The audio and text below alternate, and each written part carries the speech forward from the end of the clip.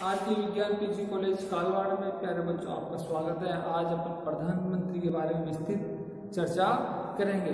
तो प्रधानमंत्री के बारे में अपन ये कह सकते हैं कि भारत देश में जो संसदीय व्यवस्था है उस संसदीय व्यवस्था का राजा है। वैसे मुख्य तौर पर संसदीय व्यवस्था में दो प्रकार की कार्यपालिका होती है। एक की भारत में संसदीय व्यवस्था, भारत में क्या संसदीय व्यवस्था है, संसदीय व्यवस्था है। और संसदीय व्यवस्था होने से पहले भारत में लोकतंत्र है। जब लोकतंत्र है तो लोकतंत्र के बारे में भी अपन विस्तृत चर्चा करेंगे। लोकतंत्र जहां पे जनता के लिए और जनता का शासन हो उसे लोकतंत्र के नाम से संबोधित करते हैं। जहां पर जनता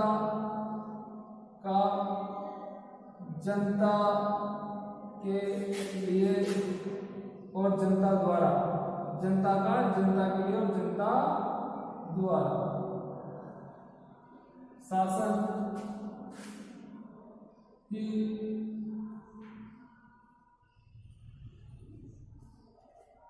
लोकतंत्र है। तो अपन ये कह सकते हैं कि जनता के लिए जनता द्वारा चलाए गए शासन को अपन लोकतंत्र के नाम से संबोधित कर सकते हैं। इसकी जो ये परिभाषा इब्राहिम लिंकन के द्वारा दी गई, तो अपन ये कह सकते हैं कि जहां पर लोकतंत्र है वहां पर संसदीय व्यवस्था है। और संसदीय व्यवस्था में भारत में जो कार्यपालिका है दो प्रकार की है। मैं यूं बता सकता हूं कि एक नाममात्र की जिसको अपन औपचारिक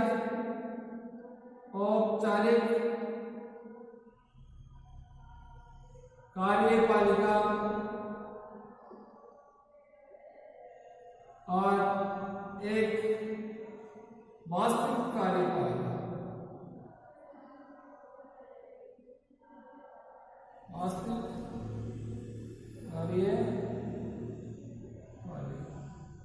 जो वास्तविक औपचारिक कार्यपालिका का जो वास्तविक जो प्रधान होता है, औपचारिक कार्यपालिका का जो प्रधान, अपन ये कह सकते हैं कि औपचारिक कार्यपालिका का प्रधान कौन है? राष्ट्रपति। ये राष्ट्रपति। और वास्तविक कार्यपालिका का प्रधान कौन होता है? प्रधानमंत्री।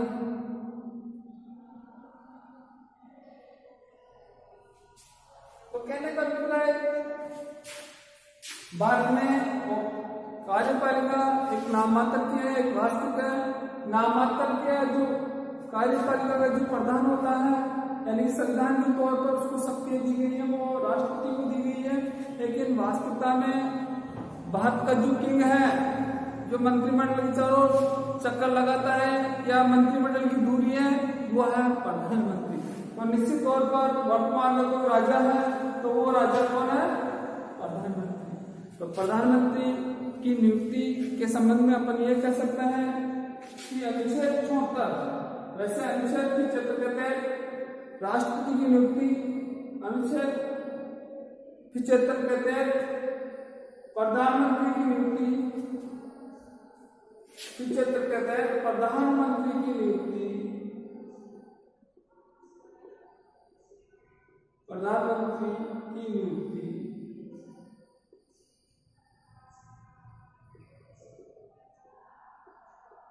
राष्ट्रपति द्वारा की जाती है। कहने का अभिप्राय ये कह सकता है कि अनुच्छेद 75 के तहत प्रधानमंत्री की नियुक्ति, अनुच्छेद 75 के तहत आर्टिकल 75 के तहत प्रधानमंत्री की नियुक्ति राष्ट्रपति द्वारा की जाती है। लेकिन वास्तव में उन शक्तियों का प्रयोग प्रधानमंत्री द्वारा किया जाएगा जो संविधान के तौर पर दी गई है। इससे पहले अपन ये कह सकते हैं कि अनुच्छेद 75 एक बार आप इसका आप स्क्रीनशॉट ले लें। प्यारे बच्चों, इसमें किसी प्रकार की कोई उलझन नहीं है।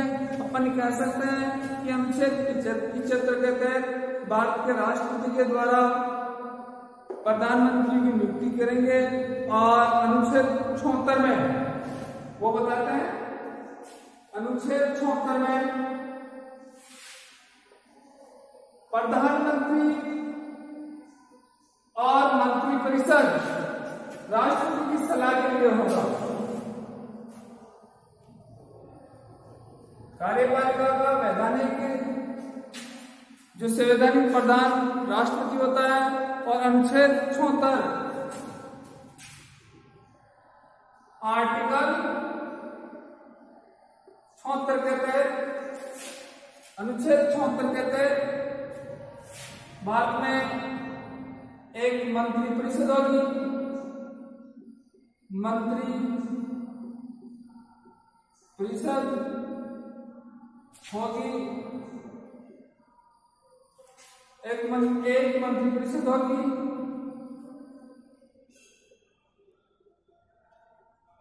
उसका मुखिया यह नोटेट करने लायक बात है, ध्यान देने लायक बात है जाने बच्चों, उसका मुखिया प्रधानमंत्री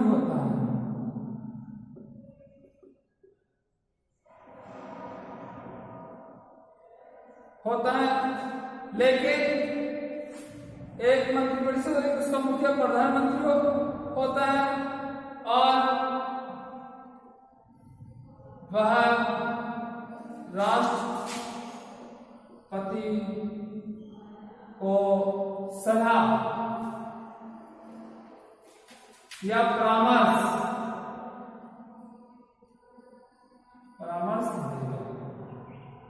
तो कहने का भी यहाँ पर नोटेट करने वाली बात है, प्रधानमंत्री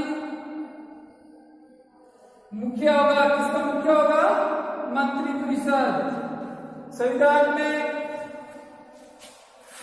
अधिकतर बार मंत्रिपरिषद के बारे में चर्चा की गई है, मंत्रिपरिषद के बारे में व्याख्या की गई है, मंत्रिपरिषद के बारे में बार बार उल्लेख किया गया है, लेकिन मंत्रिमंडल शब्द का प्रयोग अनुच्छेद 352 आर्टिकल 3 भाग 3 में एक बार इसका प्रतिपादन किया गया, शब्द का मंत्रिमंडल शब्द के प्रयोग में लाया गया, वो भी और राष्ट्रीय आपात को एक माह के लिए आगे बढ़ाने के लिए। तो कहने का मतलब अपन यह कह सकते हैं कि अनुच्छेद 352 आर्टिकल 352 और भाग 3 में यह बताया गया है कि मंत्रिमंडल शब्द का एक बार ही संविधान में प्रयोग किया गया, इसके अलावा कहीं पे भी मंत्रिमंडल शब्द का प्रयोग नहीं किया गया है। यह कभी कभार पूछ लिया जाता है। प्यारे बच्चों, इसको एक बार आप ध्यान से देखिए और जब आप ध्यान से देखेंगे तभी आपके मस्तिष्क में बैठ पाएगा, अन्यथा नहीं। तो इसमें अपने चल रहा था कि मंत्रिपरिषद होगी और उसका मुखिया प्रधानमंत्री होगा। उसका मुखिया कौन होगा बेटे? प्रधानमंत्री होगा। ये प्रधानमंत्री मुखिया होगा और ये दोनों मिलकर किसको सलाह देंगे? राष्ट्रपति को। ये दोनों मिलकर किसको सलाह देंगे? राष्ट्रपति को। ये व्यवस्था की गई है भारत के संविधान में, लेकिन ये अनुच्छेद 76 में ऐसा बताया गया है, लेकिन वास्तविकता में इन शक्तियों का प्रयोग प्रधानमंत्री के कहने पर, वास्तविकता में इन शक्तियों का प्रयोग प्रधानमंत्री के कहने पर राष्ट्रपति करता है। कार्य काफी टेढ़ा है। संविधान में शक्तियां तो प्रधानमंत्री राष्ट्रपति को सौंपी गई है, लेकिन वास्तविकता में इन शक्तियों का प्रयोग कौन करता है? प्रधानमंत्री। तो अपन ये कह सकते हैं कि ये राष्ट्र का प्रमुख होता है और संपूर्ण शक्तियां इसी के कार्य के अधीन चलती है। दिशा निर्देश के अनुसार चलते। इससे पहले अपन इनके बारे में विस्तृत चर्चा नहीं कर पाए, आज अपन इसकी विस्तृत चर्चा कर पा रहे हैं। तो वो देखें मंत्रिपरिषद। अब इसमें भी जो मंत्रिपरिषद है, ये मंत्रिपरिषद है, ये मंत्रिपरिषद में भी काफी कुछ है, वो देखें।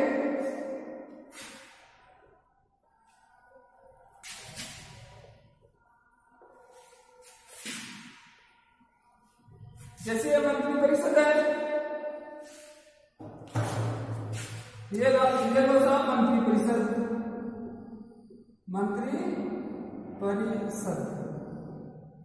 मंत्रिपरिषद में भी बेटे 3 प्रकार के मंत्री होते हैं, उसका डायग्राम अपन बता देते हैं।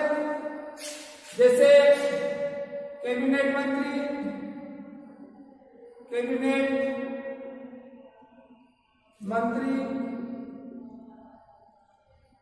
फिर राज्य मंत्री,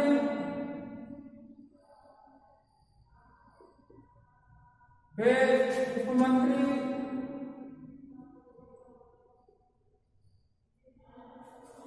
जो राज्य मंत्री है इसके भी 2 भाग होते हैं, एक स्वतंत्र प्रभार के और एक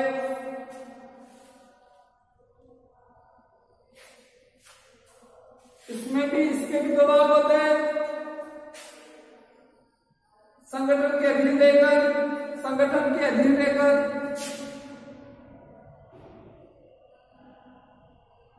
के अधीन रह और एक स्वतंत्र प्रभार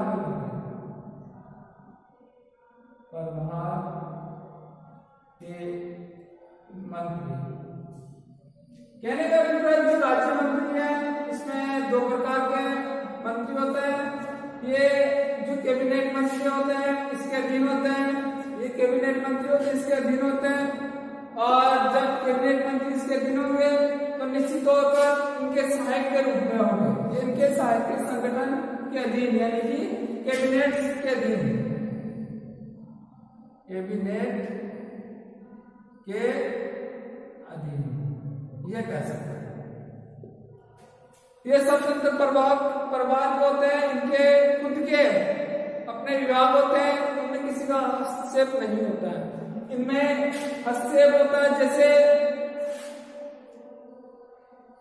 कैबिनेट मंत्री में जैसे रक्षा मंत्रालय है, रक्षा मंत्री है। रक्षा मंत्री कौन है अभी बताइए, देखिए रक्षा मंत्री कौन है, अपन बता सकते हैं। रक्षा मंत्री राजनाथ नहीं है क्या? राजनाथ।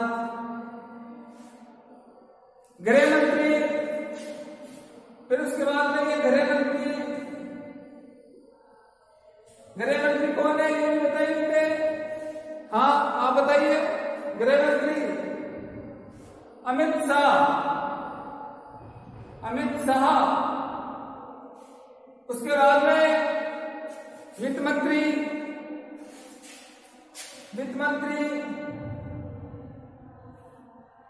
निर्मला सीतारमैया, ये वित्त मंत्रालय है। जैसे ये राजनाथ है, अमित शाह है और निर्मला सीतारमैया है, इनके अधीनस्थ रहकर जो कार्य करते हैं इनको संगठन के अधीन, कैबिनेट के अधीन मंत्री के नाम से संबोधित करते हैं। जो स्वतंत्र प्रभार के मंत्री होते हैं इनका खुद का डिपार्टमेंट होता है। तो कहने का मतलब राज्य मंत्री भी बहुत है, कभी कभार पूछ लिया जाता है। फिर उप मंत्री जो इनकी सहायता के लिए होते हैं। और ये इस प्रकार की जो डायग्राम है आप देख सकते हो। अब क्वेश्चन यहाँ पर पुटअप किया जाता है कि मंत्रिपरिषद में कितने प्रकार के मंत्री होते हैं। तो प्यारे बच्चों घबराने की कोई आवश्यकता नहीं है। जैसे भी कितने प्रकार के मंत्री होते हैं, 3 प्रकार के मंत्री होते हैं। और संविधान संशोधन 91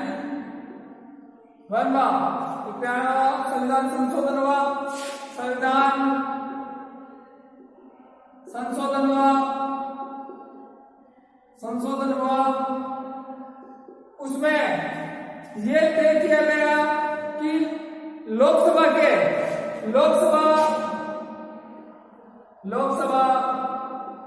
सदस्य के 15% सदस्यों को मंत्री बनाया जाएगा। मंत्री बनाया जाएगा। कहने का अभिप्राय किसान यहां पे टूटा होता है कि जो संसद है और संसद में जो लोकसभा सदन है, जो प्रथम सदन है, उसमें कितने प्रकार के मंत्री होते हैं? 3 प्रकार के मंत्री होते हैं, कैबिनेट मंत्री, राज्य मंत्री और उप मंत्री। अब लोकसभा में वर्तमान कितने सदस्य? 545। उनमें से 2 सदस्य मनोनीत होते हैं, तो निर्वाचित सदस्य कितने होते हैं? 543। तो इन 543 में से 15%, 100 पर 15 तो 500 का कितना हो गया? 15.75 और ये देखो क्या लगा 90-95 के आसपास कैबिनेट ये मंत्रिपरिषद में मंत्री होने चाहिए। लेकिन वर्तमान में देखा जाए जो लगभग 58 मंत्रिपरिषद में सदस्य हैं, तो इस समय जो नरेंद्र मोदी की जो मंत्रिमंडल है उसमें लगभग 58 सदस्य के बारे में बताया गया। उसमें 9 सदस्यों को कैबिनेट पर बताया गया, 24 के आसपास है राज्य मंत्री है और बाकी स्वतंत्र प्रभार के और उपमंत्री बताए गए हैं। तो कहने का मतलब वो संविधान संशोधन हुआ, 91वां संविधान संशोधन, और उसमें यह बताया गया कि लोकसभा के 545 में 15% सदस्य मंत्रिमंडल में शामिल होने चाहिए। वैसे तो ये होता है, हो सकता है प्रधानमंत्री ये कहे कि मैं तुम्हें पूरे 545 को मंत्रिमंडल में जगह देने, लेकिन ऐसा नहीं होता है। संविधान में संशोधन किया गया और संविधान में संशोधन किया गया तो उनमें कितने सदस्य देखिए गए? 15%, कुल का 15%। जब 15% है तो ये मंत्रिपरिषद के सदस्यों के अपनी अभी ये बताएंगे प्यारे बच्चों, इसका आप एक बार स्क्रीनशॉट ले सकते हो। ये मोस्टली इंपॉर्टेंट है, कभी कभार पूछ दिया जाता है। संविधान संशोधन हुआ, लोकसभा के सदस्यों के 15% सदस्यों को शामिल किया जाता है मंत्रिमंडल में या मंत्रिपरिषद में। मंत्रिपरिषद में 3 प्रकार के मंत्री होते हैं। अब क्वेश्चन यहाँ पे पूछा होता है कि मंत्रिपरिषद 3 प्रकार के मंत्री होते हैं, लेकिन मंत्रिपरिषद और कैबिनेट मंत्री में क्या अंतर है वो देखिए।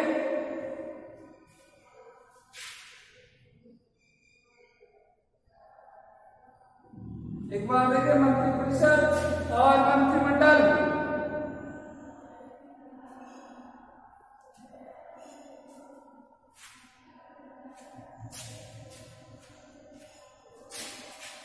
यह कुछ अलग अलग है। मंत्रिपरिषद और मंत्रिमंडल।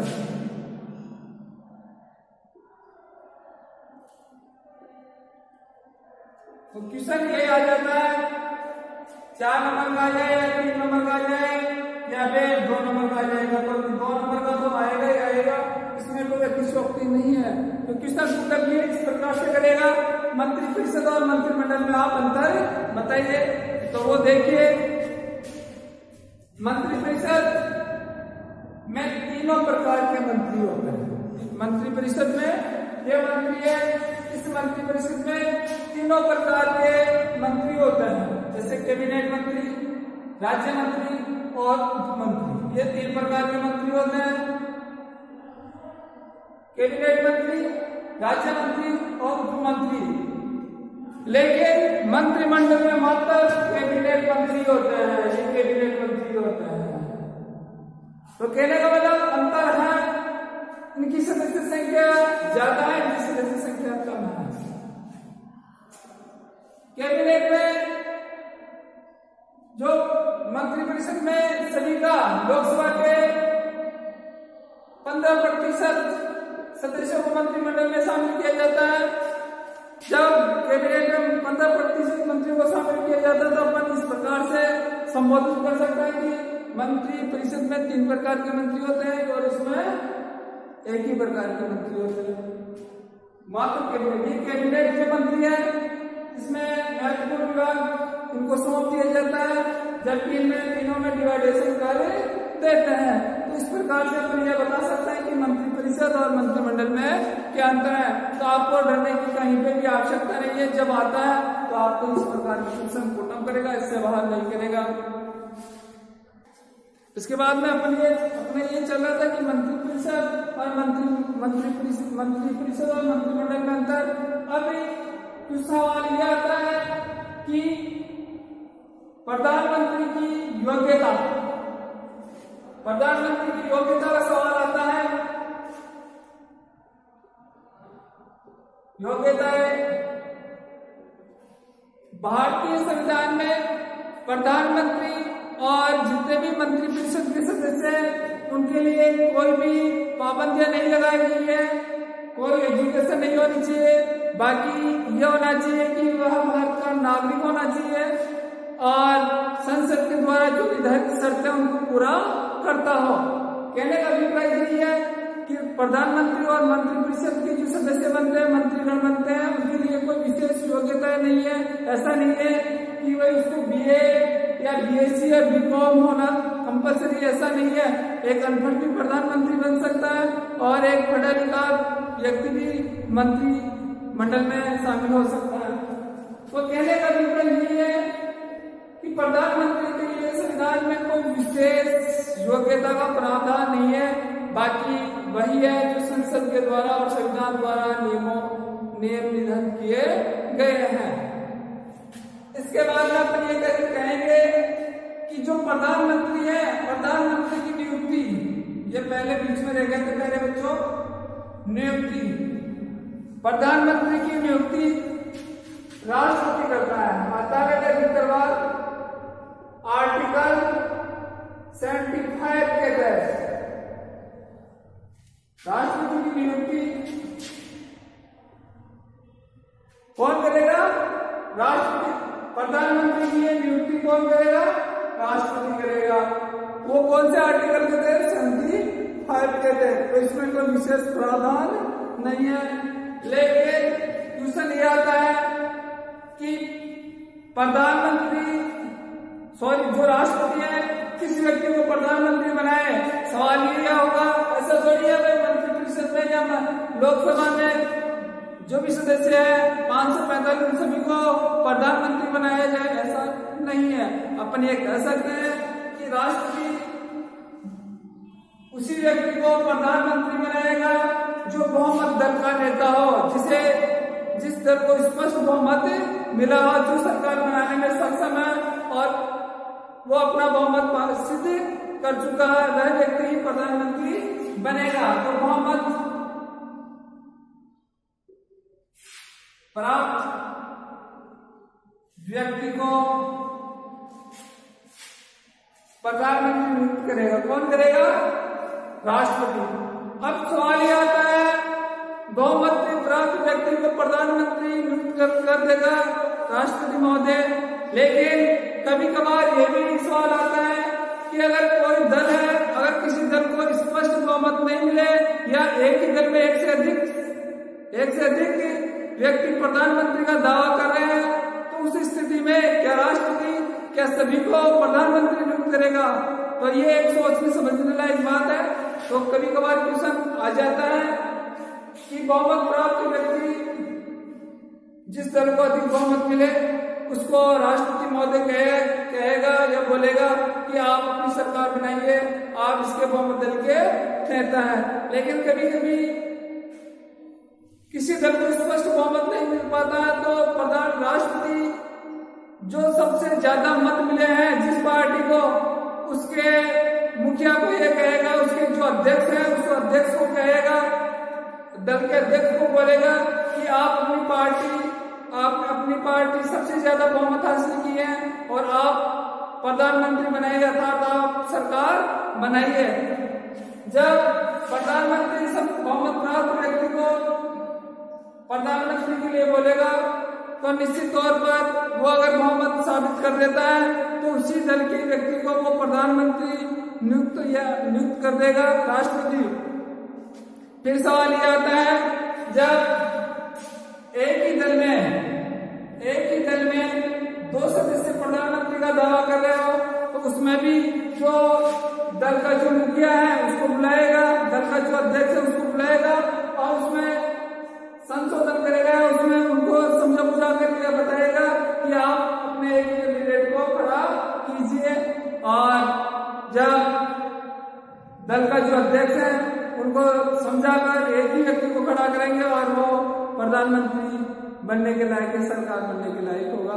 लेकिन कभी कभार यह आ जाता है जब 2 पार्टियां 2 दल उन दोनों को बराबर मत मिल जाते हैं तो उस समय राष्ट्रपति की शक्ति और ज्यादा बढ़ जाएगी। तो कहना मतलब जिस दल को अधिक दोनों बराबर सीटें मिली है, जिसे 100 मान के चलते हैं, और लेकिन प्रधानमंत्री किसका बनेगा, जिसको राष्ट्रपति अपना मत देगा उसी पार्टी का प्रधानमंत्री बनेगा। तो कहने का अभिप्राय निर्णायक मत भी कौन देता है, राष्ट्रपति देता है। तो अपन ये कह सकते हैं प्रधानमंत्री की नियुक्ति राष्ट्रपति करता है, लेकिन बहुमत दल के नेता की ही बहुमत प्राप्त दल के नेता को प्रधानमंत्री बनाएगा। पहले चैप्टर में चल रहा था कि जो प्रधानमंत्री की नियुक्ति से संबंधित, लेकिन प्रधानमंत्री की नियुक्ति के बाद में अपन ये कहेंगे कि प्रधानमंत्री की जो शक्ति है उनको सरसरी नजरों से अपन एक बार पुनः देख सकते हैं। वो देखें मंत्रिमंडल का निर्माता होता है। निश्चित तौर पर 3 प्रकार के मंत्री होते हैं भारतीय संसद में, और संसद में भी जो मात्र प्रथम सदन है उसमें तो उन सभी मंत्रियों का निर्माण, मंत्रिमंडल का निर्माता जो भी मंत्री होते हैं उनमें समन्वय और मंत्रियों को डिपार्टमेंट, मंत्रियों के जितने भी विभाग हैं, कौन किस व्यक्ति को कौन सा मंत्री दे, किस व्यक्ति को कौन सा मंत्री बनाए, ये सभी प्रधानमंत्री तय करते हैं। क्योंकि मंत्री परिषद का मुखिया कौन होता है, प्रधानमंत्री। जब मंत्री परिषद का मुखिया होता है तो निश्चित तौर पर संपूर्ण मंत्रिमंडल का निर्माण प्रधानमंत्री करेगा। किसी भी व्यक्ति को कोई सा भी डिपार्टमेंट दे सकता है, विशेषकर जो कैबिनेट स्तर के मंत्री होते हैं। उसके बाद में मंत्रिपरिषद एवं राष्ट्रपति के मध्य कड़ी, जब देश में किसी प्रकार की विपत्ति आ जाए या किसी प्रकार का संकट आ जाए उस समय मंत्रिपरिषद जो 3 प्रकार के मंत्री होते हैं वो, और जो मंत्रिपरिषद का जो मुखिया होता है, मंत्रिपरिषद का मुखिया कौन होता है, पहले बच्चों राष्ट्रपति। तो जब मंत्रिपरिषद का मुखिया प्रधानमंत्री होता है तो अपन ये कह सकते हैं कि प्रधानमंत्री मंत्रिपरिषद और राष्ट्रपति के मध्य कड़ी का कार्य करता है, एक एजेंट का कार्य करता है। तो एजेंट और यह कड़ी, इनकी चैन है, अपन ये कह सकते हैं एक चैन है, और इन चैन के माध्यम से एक दूसरे से संबंध स्थापित प्रधानमंत्री के माध्यम से ही हो सकता है, इसका कार्य है। प्रतिरक्षा से संबंधित शक्ति, वैसे प्रतिरक्षा सेना से संबंधित संपूर्ण शक्तियां राष्ट्रपति को दी गई हैं, क्योंकि तीनों सेनाओं का सर्वोच्च कमांडेंट राष्ट्रपति होता है। लेकिन वास्तविकता में उन शक्तियों का प्रयोग प्रधानमंत्री के द्वारा ही किया जाता है। कोई भी अगर युद्ध की स्थिति आ जाए या कोई भी ऐसी कोई विवाद आ जाए, उन सब में अंतिम निर्णय प्रधानमंत्री के द्वारा ही होता है। वैदेशिक कार्य का संचालन जितने भी राष्ट्रीय अध्यक्ष हैं या जितने भी कार्यक्रम होते हैं, वैदेशिक संधि समझौते, उन सब का संचालन प्रधानमंत्री के द्वारा ही किया जाता है। वैसे संविधान के तौर पर संपूर्ण शक्तियां राष्ट्रपति को दी गई है, लेकिन व्यवहार में इन शक्तियों का प्रयोग प्रधानमंत्री करता है। वित्तीय शक्ति, देश में जो बजट पारित किया जाता है, जब देश में जितने भी आय व्यय का लेखा जोखा होता है, और जब आय व्यय का लेखा जोखा होगा तो निश्चित तौर पर वार्षिक जो प्रतिवेदन होगा उस प्रतिवेदन में सामाजिक क्रियाओं के लिए, देश के लिए, देश से किसी एजेंडे पर कितना व्यय किया जाए, उन सभी का लेखा जोखा, उन सब पर नियंत्रण प्रधानमंत्री का ही होगा। तो अंतिम निर्णय प्रधानमंत्री का ही होता है। व्यवस्थापन संबंधी जितने भी कानून निर्माण है देश में वो मंत्रिपरिषद के द्वारा किए जाते हैं, और मंत्रिपरिषद का मुखिया प्रधानमंत्री है, और प्रधानमंत्री और मंत्रिपरिषद की सलाह के रूप में कौन है, सलाह किसको देते हैं, ये राष्ट्रपति को। राष्ट्रपति को सलाह तो देते हैं, लेकिन वास्तविकता में इन सब चीजों का प्रयोग जो भी कानून कायदे नीति निर्माण होते हैं वो प्रधानमंत्री के कहने पर ही राष्ट्रपति उन कार्यों का संचालन करता है। तो अपन ये कह सकते हैं व्यवस्थापन संबंधी कार्य प्रधानमंत्री द्वारा ही किए जाते हैं। फिर उसके बाद दलीय नेता के रूप में भूमिका क्वेश्चन आता है।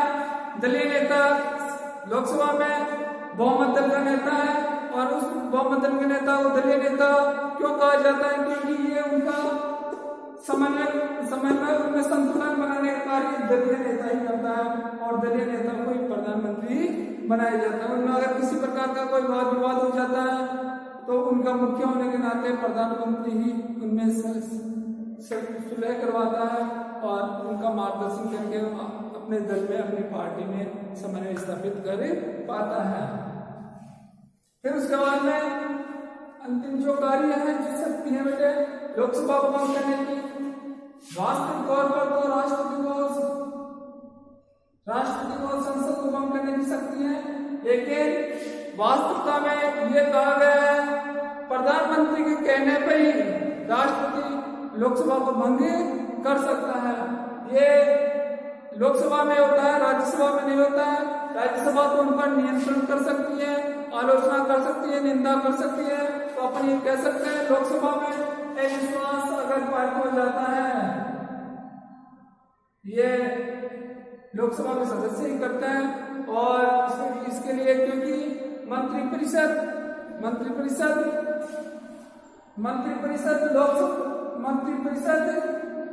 लोकसभा के प्रति उत्तरदायी है, और जो मंत्रिमंडल है वो मंत्रिपरिषद के प्रति उत्तरदायी है, सामूहिक उत्तरदायित्व की भावना रखते हैं।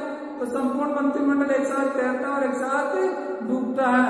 तो ये इनकी जो कार्य है कभी कभार आ जाता है, और क्वेश्चन ये भी आ सकता है प्रधानमंत्री की आलोचना, प्रधानमंत्री की नियुक्ति के बारे में बताते हुए उनकी शक्तियों पर व्याख्या कीजिए। उसके बाद में जो प्रधानमंत्री की जो पद है उस पद की क्या गरिमा है वो देखिए।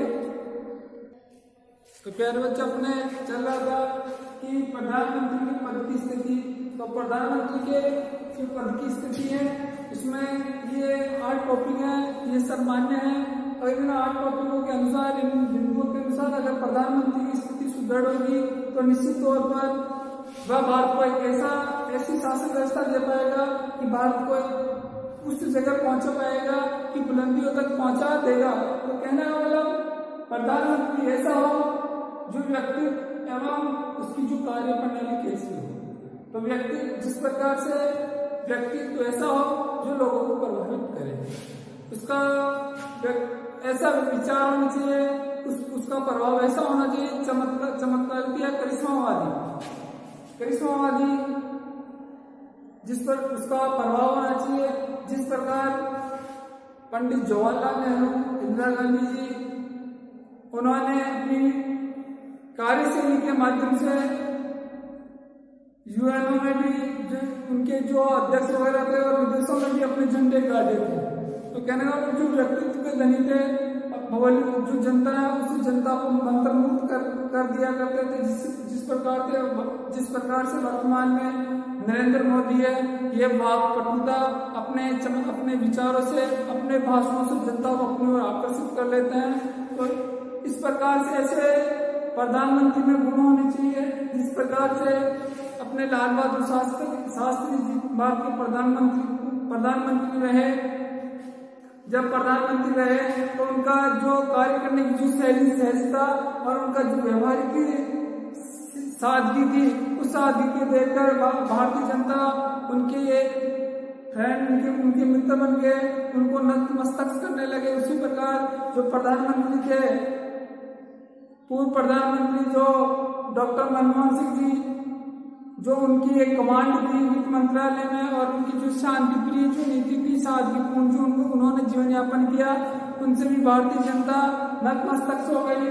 और कहना मतलब उनकी जो कार्य करने की जो शैली है, एक ऐसी शैली हो जिससे कि जनता को किसी भी प्रकार से परेशानी ना हो और लोगों को अपनी ओर आकर्षित कर सके। लोगों के साथ साथ विदेशों में भी अपने झंडे गाड़े। फिर उसके बाद में भारतीय संविधान का लिखित स्वरूप, भारत में जो संविधान है उसका लिखित स्वरूप है, और लिखित स्वरूप होने के नाते भारत में ऐसी व्यवस्था की गई है कि सैद्धांतिक तौर पर तो, जैसे सैद्धांतिक तौर पर, सिद्धांत के तौर पर तो संपूर्ण शक्तियां राष्ट्रपति को दी गई है, लेकिन व्यवहार में उन शक्तियों का प्रयोग कौन करता है? प्रधानमंत्री। तो निश्चित तौर पर भारत का संविधान लिखित है, और लिखित स्वरूप होने के नाते संपूर्ण शक्तियां प्रधानमंत्री के आदेशों के अनुसार ही क्रियान्वित होती है, और उसकी स्थिति काफी मजबूत हो, सुदृढ़ हो, और जब सुदृढ़ होगी तो निश्चित तौर पर भारत को कुछ वो नया दे पाएगा, और उसकी जो पद है उस पद की जो गरिमा को बनाए रख पाएंगे। उसके बाद में अंतर्राष्ट्रीय आधार, जितने भी संधि समझौते, जितने भी अगुवाई करते हैं विदेशों में, वो जाते हैं और संधि या किसी प्रकार के समझौते करते हैं या किसी प्रकार का व्यापार करते हैं, उनमें उनका प्रभुत्व इस प्रकार का हो कि वो दूसरे को इस प्रकार से प्रभावित कर सके कि वो अपनी बात देश को अधिक से अधिक सहायता मिल सके, और सहायता मिलने के साथ साथ भारत विकासशील से विकसित देशों की श्रेणी में आ सके। उसके बाद में अपनी कह सकते हैं दलीय स्थिति, ये इंपॉर्टेंट बात है। दलीय स्थिति, जिस दल को स्पष्ट बहुमत मिलता है, जिस दल को स्पष्ट बहुमत मिलता है, तो निश्चित तौर पर उस देश के प्रधानमंत्री की स्थिति काफी सुदृढ़ होती है, मजबूत होती है। जैसे वर्तमान में श्रीमान नरेंद्र सिंह मोदी हैं, जो भारत के प्रधानमंत्री हैं, उनको स्पष्ट बहुमत मिला, और स्पष्ट बहुमत के आधार पर उनकी स्थिति दल में एक मजबूत स्तंभ के अनुसार है। वो किसी प्रकार का निर्णय आसानी से ले लेते हैं, बड़ी सहजता से ले लेते हैं। जैसे जम्मू कश्मीर में 370 धारा का हटाना, ये सभी भारत में राम मंदिर जो अयोध्या में था उसको बनाना, तो ये स्पष्ट सरकार की दलीय नेता मजबूत था, और ये सभी कार्य दल में स्पष्ट बहुमत होने की वजह से ये कर पाए। अगर मिलीजुली सरकार या सरकार होती, 13 दलों की सरकार होती, तो ये ना तो 370 जम्मू कश्मीर से हटता और न ही अयोध्या में राम मंदिर बन पाता। उसके बाद में राज्य में स्थित सरकार है, ये भी एक इम्पोर्टेंट क्वेश्चन है, ये इम्पोर्टेंट पॉइंट है। तो अपन ये कह सकते हैं कि सत्तारूढ़ दल, जैसे केंद्र में भारतीय जनता पार्टी की सरकार है, और अन्य राज्यों में भी अगर भारतीय जनता पार्टी की सरकार होगी, तो निश्चित तौर पर प्रधानमंत्री की स्थिति मजबूत होगी। लेकिन राज्य में सत्तारूढ़ दल की विपक्ष की पार्टियां हो, विपक्षी दल हो या विपक्ष की सरकार हो, तो निश्चित तौर पर वहां पर प्रधानमंत्री और राज्य सरकारों के बीच समन्वय नहीं होगा। जब समन्वय नहीं होगा तो भारत का स्तर डाउन होगा, और उनमें आपसी समन्वय तालमेल नहीं बैठ पाएंगे। उसके बाद में मुख्यमंत्रियों से संबंध,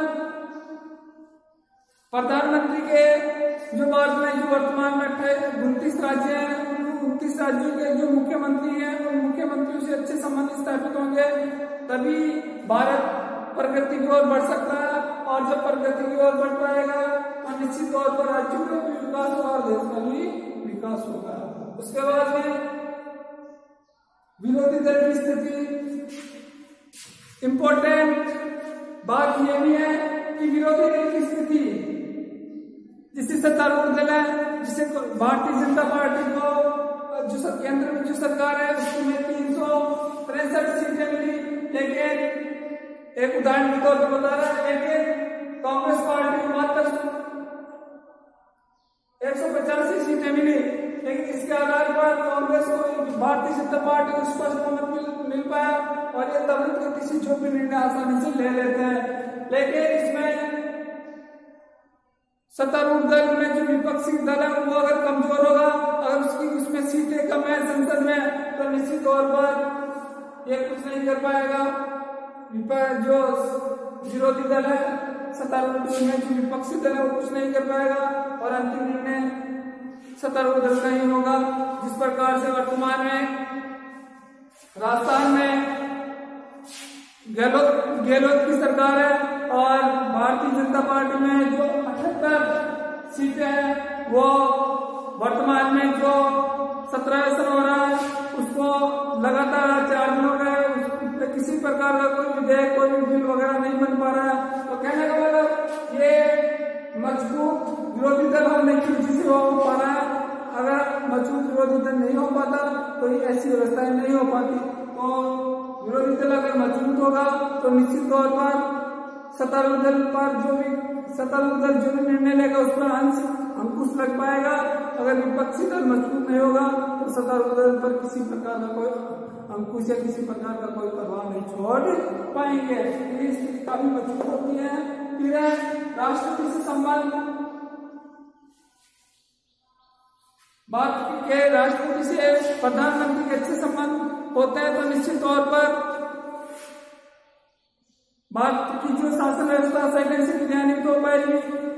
जैसे नीलम संजीव रेड्डी और इंदिरा गांधी के अच्छे संबंध थे तो उनको ये कहा जाता था कि नीलम संजीव रेड्डी और इंदिरा जी के अच्छे संबंध है और निश्चित तौर पर इंदिरा गांधी जी के द्वारा जो भी कार्य किए जाते थे, जो भी निर्णय लिए जाते थे, उनको आसानी से उसको सहमति मिल जाती थी। इसी प्रकार ज्ञानी जैल सिंह के द्वारा और राजीव गांधी मंत्रिमंडल में जो किसी प्रकार का कोई विवाद हुआ उसमें विधेयक है उस पर किसी प्रकार के संशोधन या वीटो पावर का प्रयोग किया गया, जो कहीं ना कहीं कानून व्यवस्था में अड़चने या रोड़े ला सकती है, किसी प्रकार की अड़चने ला सकती है। तो अपन ये कह सकते हैं कि राज्य में राष्ट्रपति के शासन अच्छे, राष्ट्रपति और प्रधानमंत्री के अच्छे संबंध होंगे। निश्चित तौर पर कार्य करने की शैली में काफी सामंजस्य होगा और कार्य भी आगे बढ़ेगा और देश का विकास भी होगा। आगे अपन देखते हैं प्यारे बच्चों, उसमें से प्रधानमंत्री का जो पद की गरिमा है, पद की स्थिति है, ये कुछ करने के बाद में अपने कुछ रह गया था उसको एक बार अपन थोड़ा सा और उस पर विस्तार से चर्चा कर लेते हैं, यहाँ से चर्चा कर लेते हैं। उसमें जो मंत्रिपरिषद है, मंत्रिपरिषद की जो विशेषता रही है तो एक तो यह था कि मंत्रिपरिषद सामूहिक रूप से उत्तरदायित्व की भावना रखती है इसके प्रति लोकसभा के प्रति। उसमें एक कहा गया कि संपूर्ण मंत्रिमंडल एक साथ तैरता और एक साथ डूबता है। उसके साथ साथ उनका जो कार्यकाल है वो निश्चित नहीं है। प्रधानमंत्री किसी भी व्यक्ति को उसके पद से हटा सकता है या कोई सा भी डिपार्टमेंट उसको एक्सचेंज कर सकता है। तो कहने का अभिप्राय यही है कि जो प्रधानमंत्री की जो नियुक्ति है, कार्य है, शक्तियां है और मंत्रिपरिषद और मंत्रिमंडल में जो अंतर है, यह आज का टॉपिक यहाँ पे समाप्त होता है। अब आगे जो नेक्स्ट क्लास है वो देखते हैं।